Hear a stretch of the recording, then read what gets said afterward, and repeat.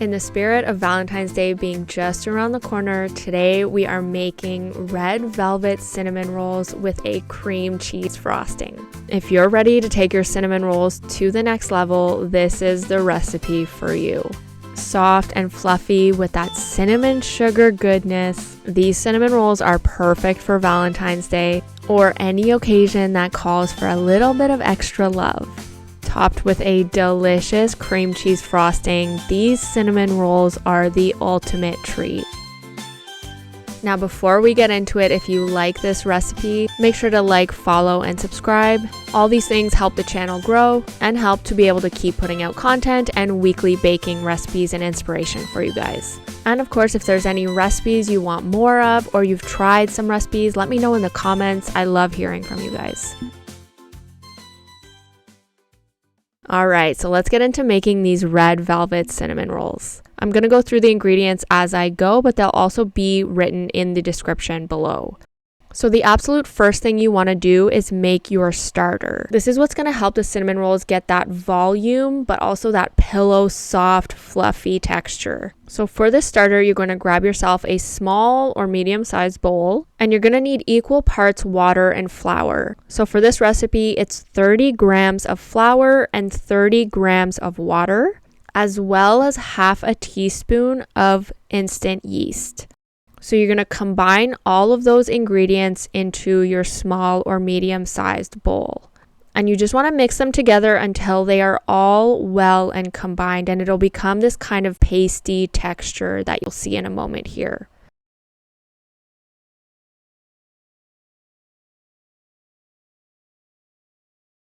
And once it's well combined, it'll look a little bit something like this. And you're going to go ahead and grab yourself some plastic wrap or just cover this. And you're going to let this sit in a warm place for about an hour to an hour and a half, or until it starts to activate and get bubbly, which I'll show you what it looks like a little bit later in the video. Now, once the starter has sat for about an hour to an hour and a half in a warm place, you can go ahead and start the red velvet cinnamon roll dough. For this dough, you are going to need half a cup and a third of a cup of warm milk. I didn't get this on video, but you'll also need 2 tablespoons of water, 1 tablespoon of Greek yogurt or sour cream, 2.5 tablespoons of white refined sugar,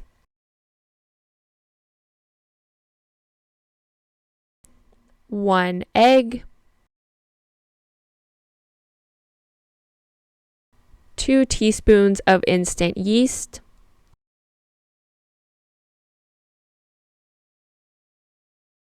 2 1/3 cup of all-purpose flour,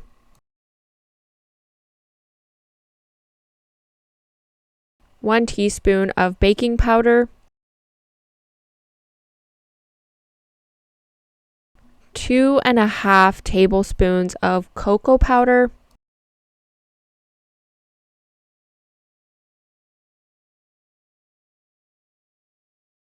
1/4 cup of butter at room temperature, 1 tablespoon of red food coloring. I use this red velvet bakery emulsion just to add to the red velvet taste, but you can just use regular food coloring. It will work just as well. And you'll also need your starter, which will look a little bit something like this once it's ready. So the first thing you want to do here is warm up your milk. And you want to warm this up to the temperature of a warm bath. So popping it in the microwave for 30 to 40 seconds. And once it's warm, you can go ahead and add in your Greek yogurt or your sour cream, your sugar, and your instant yeast. And you can go ahead and just give this a good stir, and you just want to let this sit for about 10 minutes or until the yeast starts to activate and kind of bubbles a little bit. While the yeast is activating, you can go ahead and grab a large bowl of a standing mixer, and you just want to go ahead and combine your dry ingredients. So adding in your all-purpose flour, your baking powder, and your cocoa powder.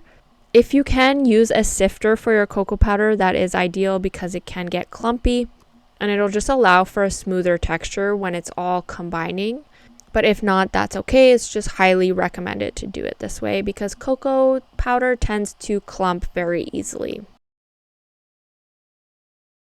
And once those are all in the bowl, just giving this a nice mix so that it's all well and combined together.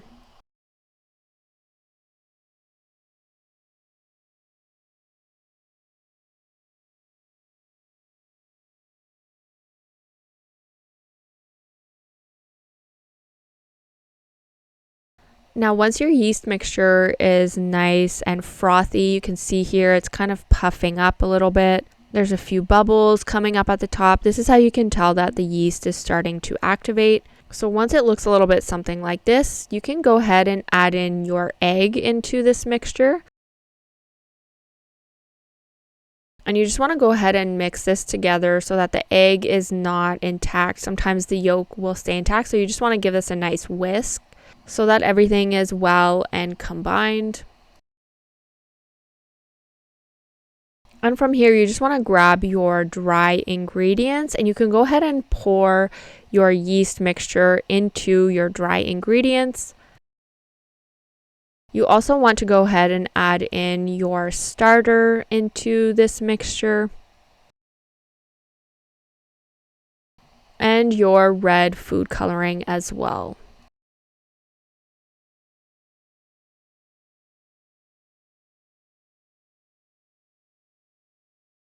Now with the kneading attachment on your standing mixer, you can go ahead and mix this until it comes into a formed kind of ball or a consistent texture in the dough. This might take a minute or two for the flour to all get incorporated.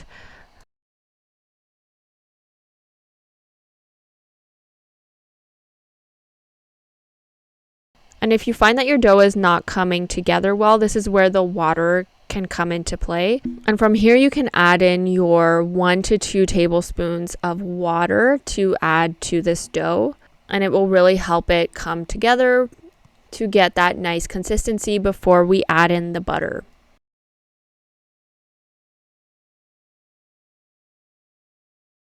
Now you want your dough to look a little bit something like this. So if your dough is still not this kind of texture, this kind of soft but firm texture, you can add in an extra tablespoon of water until it gets to that point. And once it gets to this point, you want to go ahead and add in your room temperature butter. So just adding it as it's being kneaded, and it will get a little bit messy at first here. You might have to give it a minute for the butter to actually incorporate. But you just want to knead it like this until the butter fully forms into and mixes into the dough.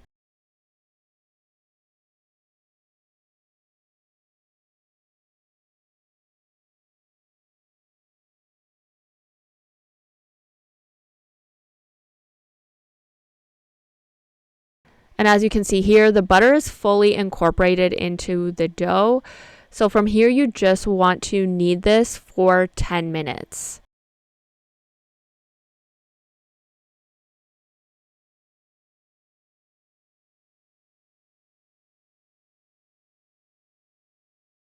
Now, while the dough is kneading, you can go ahead and grab yourself a large bowl and just pour a small amount of any kind of neutral oil like olive oil or vegetable oil and just rubbing it around the sides, lightly oiling it. And this is where we're going to put our dough to let it rest and let it rise.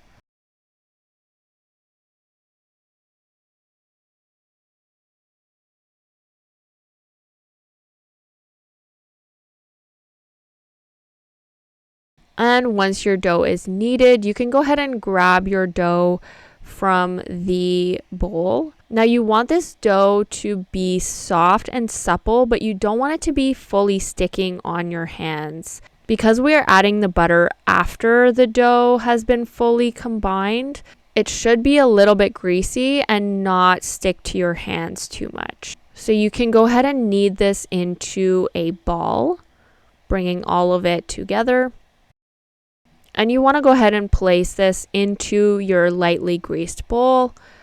And you're going to cover this with plastic wrap, and you're going to let this rest for about an hour or until the dough has doubled in size in a warm place.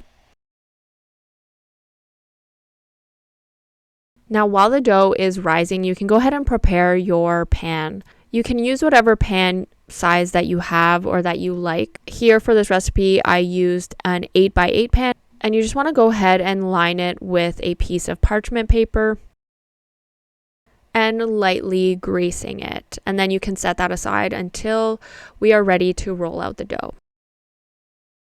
While the dough is rising, you can also prepare your cinnamon sugar filling. So for this, you're going to need 3/4 cups of brown sugar, 2 teaspoons of cinnamon, along with a 1/4 teaspoon of nutmeg. To add a bit of color, I also used a teaspoon of just regular food coloring. And once the dough is rolled out, you'll need 2 tablespoons of butter, but this will be used later on. So to make your cinnamon sugar filling, it's pretty simple. You just want to go ahead and add your brown sugar into a medium-sized bowl, combine it with your cinnamon and your nutmeg, just making sure that it's all well and nicely combined just to get that nice flavor and texture. I like to use my fingers sometimes because the brown sugar can get a little bit clumpy and a little bit hard sometimes. And just making sure that it gets to that nice consistency, all and well combined, because you don't want clumps of cinnamon in your cinnamon rolls. And once that's well and combined, if you want to add a little bit of color to your filling, you can go ahead and add a teaspoon of red food coloring and just mix it into the filling. Depending on the type of food coloring that you're using, you might need to add a little bit more, a little bit less, but just make sure that it's all well and combined before you're adding more color. It does take a minute for the brown sugar and the cinnamon to really take on that color. As you can see here, it is starting to take on a little bit more color, but you just need to keep mixing it. There's still clumps of sugar and cinnamon, so it does take a minute. And look at how beautiful and vivacious this color is once it's well combined. So fun, and you can set that aside until your dough is ready to be rolled out. Now, once your dough has doubled in size and it's ready to go, you can go ahead and melt your 2 tablespoons of butter. As you can see here, the dough has very much doubled in size, if not more. So this is ready to go. You want to go ahead and prepare yourself a lightly floured surface, not adding too much flour to your surface, just enough so that it's not sticking to your surface. And just gently spreading it around like this. Go ahead and add your dough and just pressing it down gently with your hands at first. And then you can go ahead and roll it out with your rolling pin. And you want to roll this dough out until it's about 1/2 inch thick. And I usually try with cinnamon rolls to make it a rectangle shape when I'm rolling out the dough.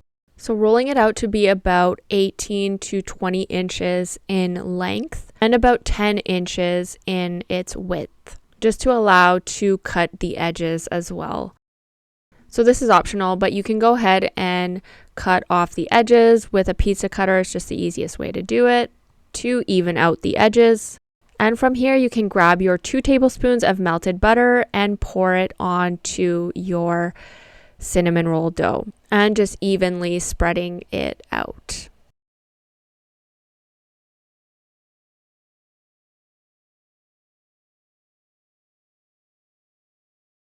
Once it's nice and buttered up, you can go ahead and grab your cinnamon sugar filling. Look at these beautiful colors. It's so good. And just go ahead and spread that cinnamon sugar on top of the butter and the dough. I like to press down on the sugar a little bit just to push it into the dough and the butter so that it kind of becomes compact into it. And you just want to go ahead until you have all of your cinnamon sugar filling onto your butter and your dough. And I just so happened to have a little bit extra butter, so I just poured it onto the cinnamon sugar filling.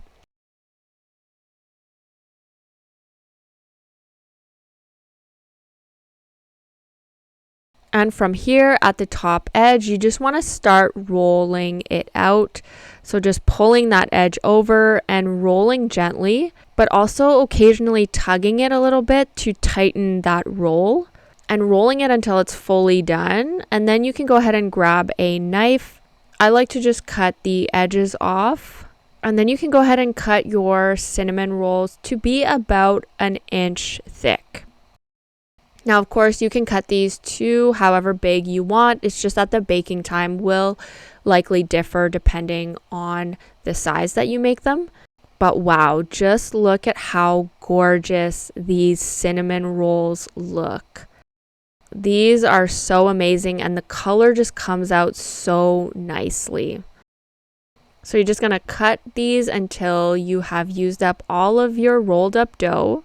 So fun. This is one of my favorite parts, seeing how cool the rolls look with those perfect swirls. And then you're going to want to go ahead and grab your greased baking pan and just go ahead and place your cinnamon rolls into it. However they may fit, cinnamon rolls are funny that way. They always tend to come out a little bit different. So you just want to fit in as many as you can in here, but you don't want them to be too squished because they do need some space to grow and rise. So plopping them in there, giving them a little bit of space, and then you want to go ahead and cover these in plastic wrap and let these rise for about half an hour to 45 minutes.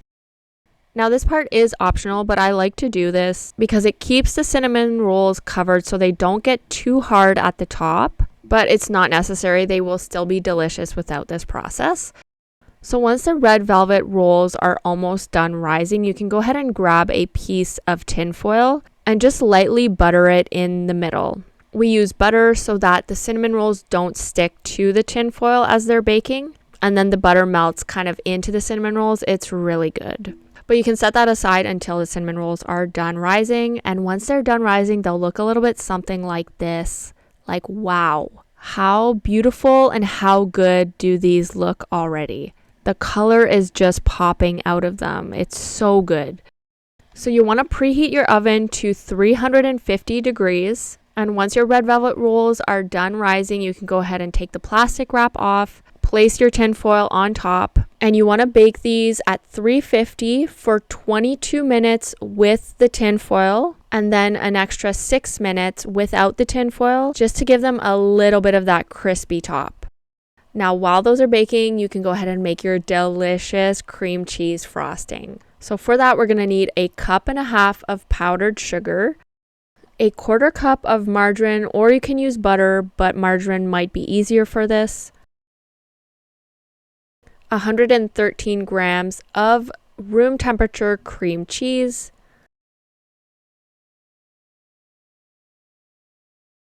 and 1 teaspoon of vanilla extract. Now the first thing you want to do is beat your cream cheese just to get it to that fluffy, kind of creamy texture. Kind of that texture that you know is going to incorporate well with other ingredients. Now you do want to get it to that room temperature to help you get it to that texture, because it's a little bit too hard when it's coming out of the fridge and it'll get clumpy. So just beating it until it's that nice, smooth, consistent texture. And from here, you can go ahead and add in your margarine to the cream cheese. And you just want to mix these together until they're nice and well combined and a very smooth texture. But just mixing these ingredients well together until they're nice and light and fluffy.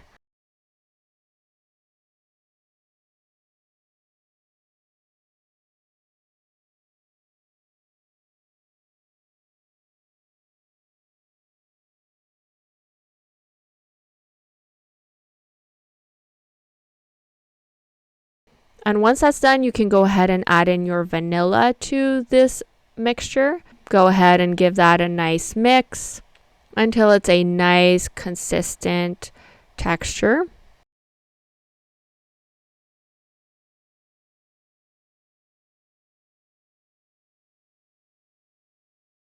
till you have that nice, creamy, fluffy texture. And then you can go ahead and grab your powdered sugar, and you're going to go ahead and add in your cream cheese mixture to this powdered sugar. And you want to mix all of these ingredients together until they're well combined. Now, with the cream cheese and this powdered sugar, it is going to take a minute, and you do want to mix pretty slowly at first so that your powdered sugar is not floating and flying everywhere. And again, this is going to take a minute or two until all of these ingredients get nice and well combined. But they will come together, I promise.